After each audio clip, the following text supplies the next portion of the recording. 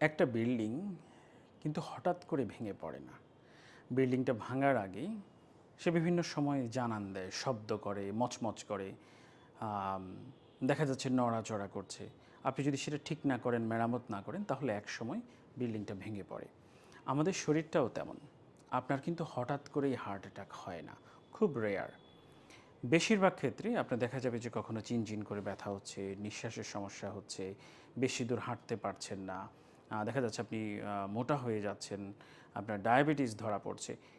এইভাবে বিভিন্ন জিনিস আস্তে আস্তে আস্তে আস্তে করে একটা সময় যখন আপনি হার্ট অ্যাটাকের অবস্থায় চলে যায়, তাহলে যেটা হচ্ছে যে যখন আপনার সমস্যাগুলো সৃষ্টি হবে, কিছু সিমটমস, উপসর্গ দেখা দেবে, তখন আপনাকে সেটা অ্যাড্রেস করতে হবে।